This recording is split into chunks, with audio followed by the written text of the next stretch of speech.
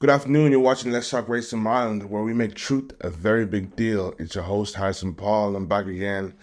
It's on Martin Luther King's birthday, but you guys are probably going to see this tomorrow. So we'll start off by saying happy birthday to the king, the greatest, Martin Luther King. One legend. There's nothing more I could say. Nothing more needs to be said or added to that than by himself. So we respect him, paying respects on his birthday today.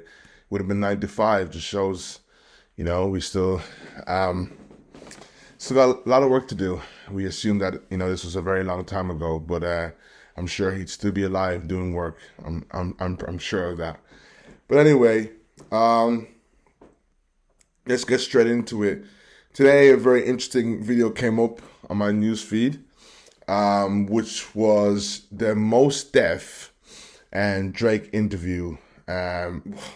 Mos Def was interviewed by a lady called Yassine Bey, and he makes a few comments about Drake. She asked him questions about Drake. From brother to brother, I think Mos Def did him a little bit tough there, just not. I don't like when there's contentment between brothers, or how do you expect a man to take that kind of a comment? So in the name of togetherness for the black community, I'm gonna say Mos Def, you could have, you could have kept it a little bit shadeless, there's a little bit of shade in there, but we're all entitled to our opinions. But I just felt like, just keep the family close, kind of say. But he made his comments, and it's funny because I had done a video Friday night, and I just decided not to put it up. I didn't like it enough. Basically, I was talking about rap music, and I was talking about hip-hop, talking about violence. So I feel like, okay, God wanted me to add this topic in. So I'm also going to be playing another video today of Digga D, UK artist, and they asked him, should drill lyrics be used as court evidence? So it's a very big topic for me that I want to get into today, so I hope you enjoy it. Let's start off by playing this first video with Mos Def being asked, does he like Drake? Like, is Drake hip-hop? Why are you doing this to me? I know. Drake is pop to me. Right, that's fair. In the sense that it's charting like pop music, popular music? In the sense, like, if I was in Target in Houston and I heard a Drake song, so it feels like a lot of his music is compatible with shopping. Commercial music. Or it's Commercial music, shopping with an edge in certain instances. Or... Fair. I like Drake's music, but I understand exactly what you're saying. Of course, I mean, I it's get commercial, entertaining, fun, good, it's formulaic music. It's likable. Likable music, yeah. Okay. What happens when this thing collapses? This is the thing that we're talking about. It's like nobody wants to talk about. It's like, what happens when the columns start buckling? Are we not in some early stage of that at this present hour? Are we seeing like the collapse of the empire? Buying and selling. Where's the message that I can use? Right. What's in it for your audience apart from being like banging the pom-poms? So there was a lot there. Let's get straight into it. It's funny because last night I woke up like in the middle of the night and I had saw this online, but no, I didn't see it. I saw Mos Def. I just a post with Mos Def when he was rapping. He's with Kanye West. I might put up on the screen here so you can see it. And it's funny because I had no clue that this is the debate that was happening. And I had just got through looking at this movement that's happening in Ireland at the moment, this radical far-right movement that's happening. And anybody who's Irish who's watching, that excites me. It excites me because I do feel we've had a very docile culture or gray area culture. And I think I've enabled myself to see past the gray areas and to call a spade, and to kind of be able to use my brain and my spirit to say, look, that person who's gray really is either on your side or not on your side. So I kind of felt amped up and ready for the future because for the future of Ireland, I'm excited. I'm excited even for the negative parts. I'm excited that we will negativity will bring truth. And like you said here, this is where we make truth a big deal. So after seeing that, then I saw this Mos Def post. So it had me, you know how kind of two thoughts can kind of follow each other. And I was like, I just felt as I was watching that video, I felt music back in the day was for revolutionary purposes. And this is why I pay my respects to him. I'm young, I'm quite young, so I'm not really aware of Mos Def too well. Well, of course I know him, he's the legend that he's known, but I wouldn't say, I knew all Mos Def's mixtapes and blah, blah, blah.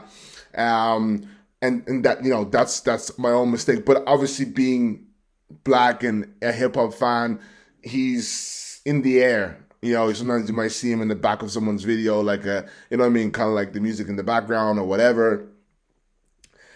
But when I watched that clip with Kanye and it was in black and white, and I kind of got this feeling, of course he made some references, I think, to being a black man and stuff like that. And I was like, and I felt amped up, like I told you, coming from this video, it's like, I almost felt ready to make content. And I'm talking about music. I shouldn't call music content, but create. Because what made these legends who they are, and this is where I'm going to call a truce between the both of them, because, he comes from a different time and Drake comes from a different time. And I always say this before, I think the black man today has found himself forgetting that we've got a job to do, I think our newfound success makes us forget that we've actually got a lot of work to do. And Paul Pogba made a wild and reckless statement saying, I don't see racism anymore. All I see now, we used to not be able to sit on the bus. Now we can be football players. Now we can drive in nice cars. And I think that in fairness to him, quite like the lady who said natural hair and wigs in that podcast, Bad and Bougie podcast, I feel that she was just making, and he, as Pogba, in fairness to them, a reference to what the community feels in general. And I believe that our community has gotten this relaxation because we feel as though, we have privileges to some sort, forgetting that, especially we talk about the main man, Martin Luther, died for equity. He didn't die for a form of privileges. He died for equity. And all the rest of the great revolutionaries. So when I was listening to Mos Def and listening to like that real kind of hip hop, what made hip hop, and I got this almost like kind of like raving when you just go back in the past. And I'm like, oh yeah, like these guys were revolutionaries. These guys were some young revolutionaries. The music was about pushing black struggle, And of course, when we think of Mos Def, if I'm not mistaken, we think of New York. I think of all those boys from New York who were making great music at that time. And it makes you think like, they didn't waste those opportunities to create stuff that would liberate. And, what's her name? I won't even say what's her name. Nina Simone, right? Nina Simone said it's an artist's job to speak to the times. And it's a job of an artist to speak to the times. And I feel like we've gotten to this place where we've quite forgotten to speak to the times, or rather we're just more focused on what would sell. Now, please watch where I'm going with this, because I was a major Drake fan. And when I say was, it's only because I'm not focused on hip-hop anymore. Rather, I don't listen to hip-hop because for spiritual reasons, Christian reasons. So I just try to, I don't have like a hip-hop playlist or everything. But in terms of being someone who's screwed on, Drake was definitely someone, and his blueprint of how he became Drake is something I always look to. And I always felt like I related to him in his ability to maximize all of his talents, his ability to and just I felt like he was he was a very serious artist for his whole career. So, and he's done a great job of that. So he inspired me. So this is not me saying Drake, is not it. I've always been a huge fan, but definitely this conversation made me. When I seen that tape last night, and I wasn't thinking of even Drake at that moment, I only saw this video this morning. It made me think of how hip hop has now gotten to a place where we've lost that. We've lost that it was, where the revolutionaries dropped some hard bars. We know Tupac, and I made a reference then on my Instagram story regarding the fact that Tupac's mother was a Black Panther, and without that fact, I think we forget such an important fact to why Tupac is this massive figure. And when I look at, like, I was in the store the other day and I saw some little white kid and he's wearing a hoodie with Tupac on it. And it was like, those one of those generic hoodies that you just probably get in Pennies, or anybody doesn't know, Primark, or, and I was thinking to myself, like, whoa, for a person who was so controversial and rebellious, he got his reward, and I feel like a lot of people in today's age, we won't do the rebellious thing because we're afraid that we will offend a lot of people. But I believe when you're fighting for a cause that's right, that's kind of the message that's sent to me, because I'm always overthinking with this job that I do. I'm always in controversial and hot water. Even a friend of mine called me today. He goes, "You better be careful as your podcast gets bigger. The far right are gonna be after you." So there's always this thing of like, will it cause, will it be destructive to my personal benefit? As we know, white businesses or whatever, or partnerships that could possibly come from my music career. And I always encourage myself that if you do the right thing, the right results will come at the end of the day. Just focus on doing the right thing. Don't focus on protecting something. The Bible says whoever wants to gain his life will lose it, and whoever's ready to lose his life will gain it, will find it. So it's that element of like just kind of saying, listen, I'm going to do what's right and trust God that it's going to somehow work its way out, because it's not a message that everyone wants to digest. But it made me think of these amazing revolutionaries. And I started to then post on my story about Tupac and whatnot. And check this out. I'm gonna go to the Digga D video really quickly now, in order for us to just add in another element, so I can speak on all this together. Do you think that censoring lyrics steers young people away from violence? Because that is what the police will say. No way. No way. Violence is always gonna happen, no matter if there's drill music or not. Young people have changed their life because of music. It's like counseling. Some people don't want to sit down and talk to people that haven't been through half the things that we've been through. We want to go to music and let our feelings out and talk on the beat. Previously, Reese, you have rapped about real life acts of violence. Do you think that feeds into a cycle of violence? Do you feel like that was influencing people? No, I don't think music can make anyone do anything that they don't want to do. Call of Duty, that's more killing than anything I've seen. There's movies with crazy scenes in it and they're not filtered, not at all. When it comes to art and young black boys, should I say, because we're mostly the type that's doing drill, I feel like they're trying to censor it and we're changing our lives. Maybe they don't want to see us change our lives, making money, bettering ourselves, bettering our families. Yeah, don't get twisted. If someone openly admits to doing something, then they have all rights to use that. But if they haven't openly admitted to doing anything, then I don't think they should use that. I think it's lazy policing. Yeah, I'm just gonna get straight to it and just be like, look, music is spiritual. We know the famous quote from Nipsey Hussle. He understood that as well. And, I always think of the fact that, with the same mouth, people always say, oh, Jay-Z, Jay-Z taught us game, Jay-Z taught us game, Jay-Z made us want to be billionaires, Jay-Z taught us game. And then with the other mouths say that, the other sides of hip-hop is not effective on people. I know for a fact that music is spiritual. I believe that. That's why I said earlier that I actually haven't been able to listen to hip hop as much as I'm going to create it. So I'm totally trusting God that, you know, my inspiration will come totally and solely from him, because I'm no longer able to grasp off my, you know, the people who I would listen to on a regular basis.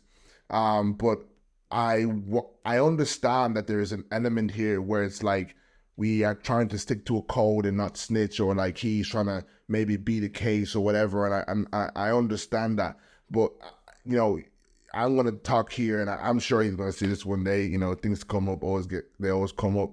Out of protection for young black boys, I seen the tape on my Twitter quite recently, and it was two boys, one boy in a chicken shop, and they were kind of almost like they were fencing. They were ready to slice each other. And it just always hurts me to know, like, even now on my screen, I'm on the Channel 4 News, Channel 4 News Instagram. And I'm seeing Rishi Sunak, I'm seeing the whole parliament, and it's just hitting me like, listen, these guys, these big boys, they're sitting pretty in a place where they couldn't give a rat's about us. And we're in the field, what we always say, the field, we're killing each other, slicing each other. And what I can't wait to do in my music and, you know, hip hop, and I'm preparing my mind, because, you know, rapping really is you speaking your mind.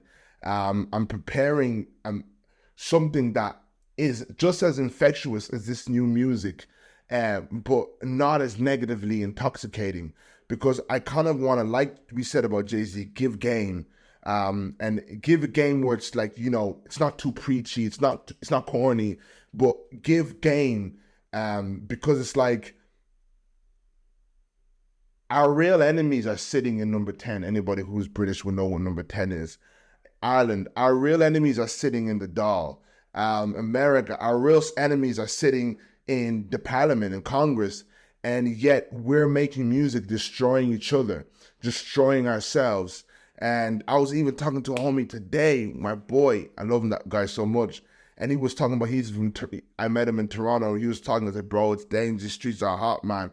And he was kind of saying, but at the same time, he said this, like, one moment people were talking ops on a record. And then you find out bro got shot, other bro got shot. Apparently Ruby Rose went to Toronto, some dude got shot. And it's like, when do we want to protect ourselves? When do we understand the fact that our young black boys are dying on the street and black mothers are crying? And I just think I'm tired of the narrative of prison reform and all these sorts of things. Yet with that same month you release a record, I'm gonna send my youngest to spin them. It's like, and I'm trying my best that, because I know we always get to this thing where it's like when someone says this, we just say, oh, he's corny. But it's like, who's gonna care for that? Like, I seen a picture of some young guy, and they said the guy looked about 15, and they said dude was just caught for, you know, he killed someone or blah, blah, blah. And in the picture he was rolling the blunt. And the first thing I thought of was like, I wonder who he was playing, what rap song he was playing that morning as he woke up and rolled his first blunt of the day, you know? And it's like, that's the thing about this music. It puts a battery in your back to say, like, my favorite rapper wouldn't take this rubbish, so I'm not going to take this rubbish. You know, my favorite rapper is not going to take nonsense, so I'm not going to take nonsense. And it puts a battery in your back. Okay, yeah, there are certain people who are not even close to that lifestyle, but the boys who are standing at the edge, who do have a life or who do have a this, when you rehearse a spirit, when you rehearse a record, when you rehearse lyrics or a mentality, then you find yourself where you're at the edge. You then push to make these decisions. So this video is not me being a snitch. This video is saying, guys, let's take hip hop back to what it once was, when we used it to encourage ourselves, when we used it to build ourselves, when we used it to against the establishments. And I think now we actually just have to dig deep.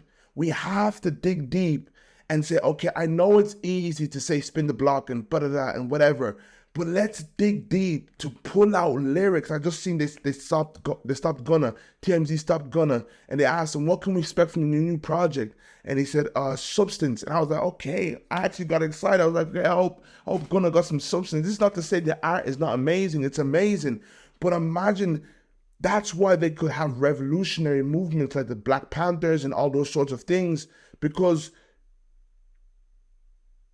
to be revolutionary minded was to be cool. To be understanding who the real enemy was cool. And we've made the wrong things cool in this time. And it's so sad that it's even corny to say we've made the wrong things cool. We've made the wrong things cool. And if we love ourselves, you understand? And what annoys me the most is the politicians and all these people who run the country, all the billionaires, all the real people, and we bragging about who has the most money, yet these guys really got money. And they not caring about how much of y'all were killed in the hood. They not caring about how much of y'all were killed in the hood. So when do we equip young Black men to move in a way where you can really take money out the pockets of the real thieves? You do breaking and enter on a homie or another Negro in the hood, you do breaking and enter, but you leaving the white man and his people and his population untouched. They live someplace in the posh end. You don't touch them, you don't rob their houses, and there's not encouraging to go rob their houses. It's like, what are we missing here? The real enemy, his people, they don't even want to stand near you. They look down on you so much, and yet we're in the hood killing each other. Like, guys, what made these guys legendary and unforgettable, like Mos Def, like Tupac, it was that revolutionary. It was the fact that the movement was bigger than them. The movement was about more than just a rapper in the age of 2023 or 2024. It was a guy who, for as long as we talk about Black people, we have to talk about Mos Def. For as long as we talk about Pac, we have to talk about Mos Def. For as long as we talk about, and I think Jay-Z kind of had that element to his music as well, because he came from times where a mentality was revolutionary.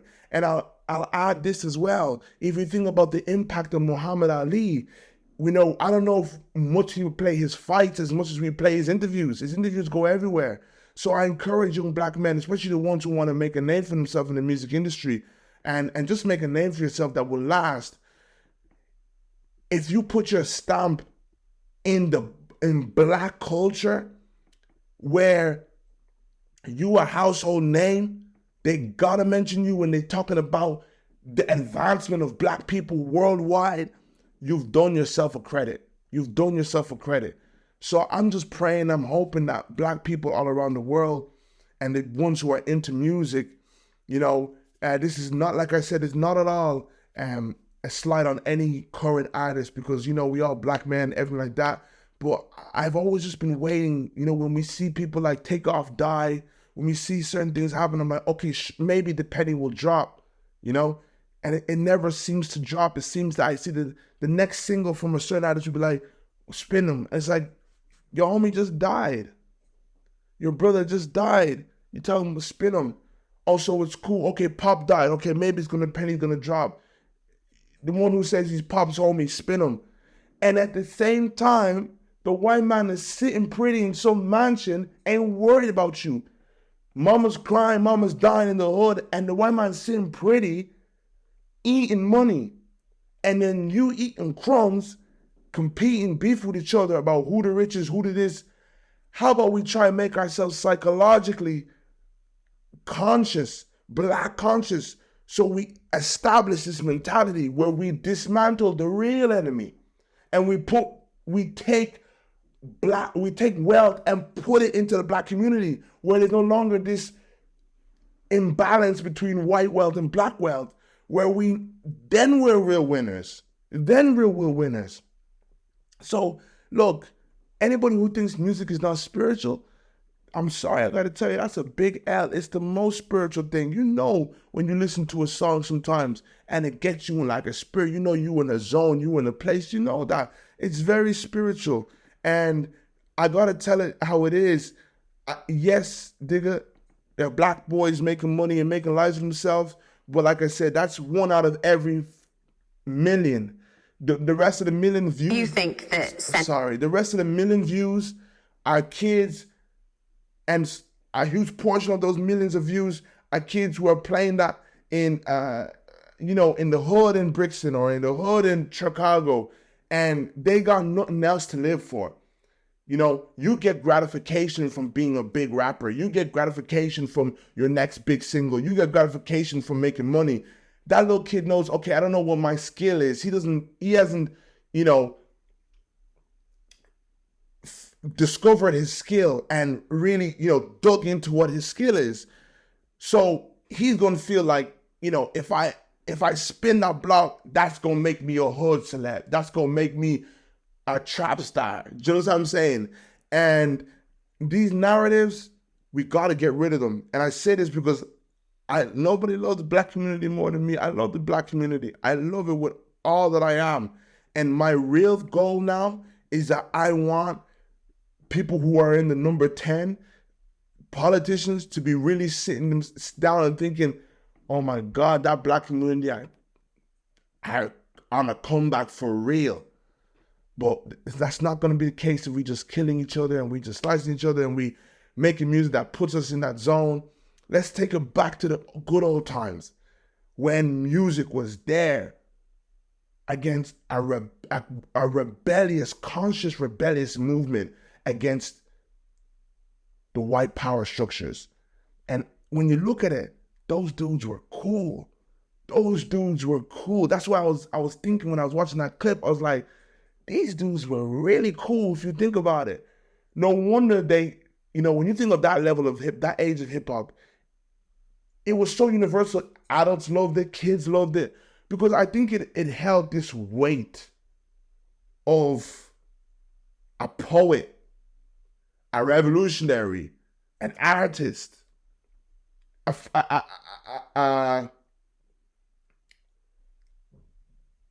psychologist. What's the term that I want to use? There's another term I want to use. My goodness. I can't think of the term right now. But my bad. Let me sign off anyway. A psychologist. I said the word, but there's another word for it. So listen, guys. Let's bring hip hop back to what it was. Let's bring it back to what it was. And yeah. Please like, share, subscribe. Keep up with some more videos. And yeah. You know what I mean? Peace and Pan-Africanism. Peace and Pan-Africanism to all of my brothers and sisters out there. And I'm on a mission for you.